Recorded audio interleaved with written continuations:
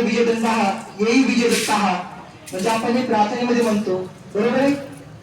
प्रार्थनेमध्ये म्हणतो पुष्पांजली झाल्याच्या नंतर भक्ता न्याय दंडः येई विजयदत्तः, म्हणजे कोणतंही काळ भक्तावरती कोणतंही संकट आल्याच्या नंतर स्वामी कोणत्या ना कोणत्या स्वरूपामध्ये त्या भक्ताला ज्याला कोणाला न्याय झाला असेल त्याला दंड देण्याकरिता स्वामी महाराज येत असतात.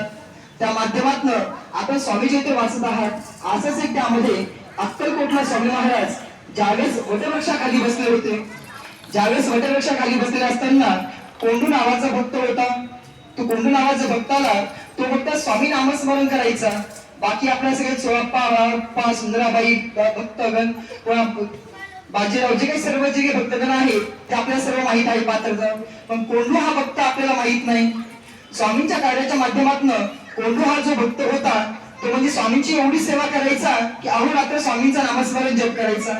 त्या माध्यमातून स्वामींची सेवा करत असताना एक दिवस त्याच्यावरती असा अत्याचार झाला, इंग्रजांनी त्याला भरपूर मारलं, कमरेमध्ये लाता घातल्या, लाता बुक्के त्याला मारल्या, आणि त्यांच्यासोबत होता त्यांचा मुलगा गणू नावाचा. त्यावेळेस त्यांनी म्हटलं की बाबा म्हणे तुम्हाला एवढं तुम्हाला मारत आहे, तुमचा देव तुम्हाला धावून का नाही आला, म्हणजे श्री स्वामी समर्थ तुमच्याकडे धावून का नाही आले म्हणे, आवडा तुम्ही श्री स्वामी समर्थ जप करता म्हणे आणि तुमच्यावरती अत्याचार होत आहे, तुमचा देव तुम्हाला धावून काय नाही आला. त्यावेळेस त्या लहान मुलांना काहीच बोलता नाही आलं. त्यावेळेस त्याच्या बाबांनी घेतलं, चल म्हणे. घरी गेल्याच्या जेव्हा अक्कलकोटला जायचं होतं स्वामी महाराजांकडे, त्यावेळेस अक्कलकोटचे स्वामी महाराज वटवृक्षाखाली बसलेले होते. त्यावेळेस चोळ्याला म्हणले, चोळ्या बघ म्हणे माझा भक्त आला म्हणे कोंडू नावाचा, बघ म्हणे तो कसा येत आहे म्हणे.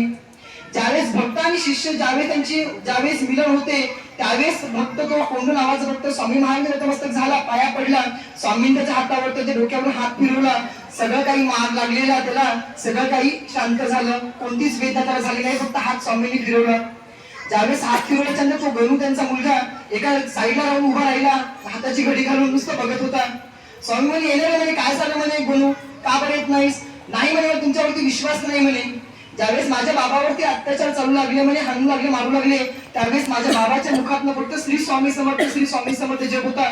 तुम्ही काही धावून आला नाही, तुम्ही काही देव नाहीत म्हणे. हो का म्हणे. लगेच स्वामी त्या वटवृक्षावर लगेच तटस्थ उभं राहिले, कमरेवरती हात दिले आणि सांग म्हणे मी देव नाही ना. नाही म्हणे तुम्ही देव नाही येत म्हणे.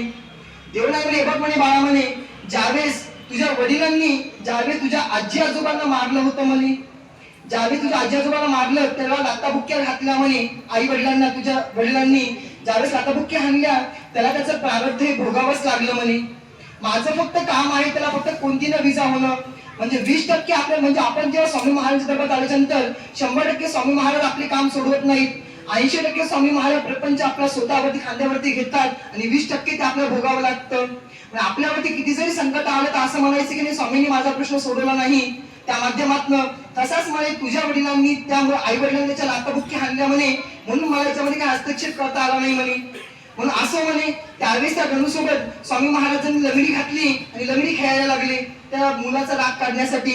जसं लंगडी खेळत होते स्वामी महाराज त्या मुलांसोबत, आम्हाला जेवढे भक्त होते अक्कलकोटला तेवढे सगळे स्वामींकडे बघत होते, स्वामींची लीला काय आहे म्हणे.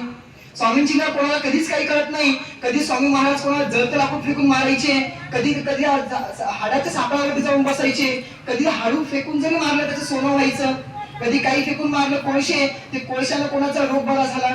कधी स्वामी महाराजांची लीला आहे कधी काही कळत नाही. त्यावेळेस गणूसोबत स्वामी महाराजांची लंगडी घातली आणि खेळायला लागली त्याच्यासोबत. त्याला घेतला आणि मांडीवरती बसले आजानुभाऊ स्वामी महाराज. जसे बसले तशी त्याला त्याच्याकडे स्वामी महाराज तो बघत होता.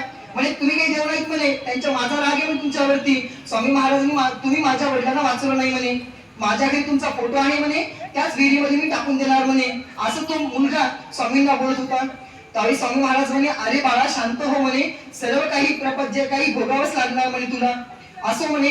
निघला तो मुलगा तटाक्षण निघला, त्याच्या वडिलांचा हात धरून बाहेर निघायला लागला.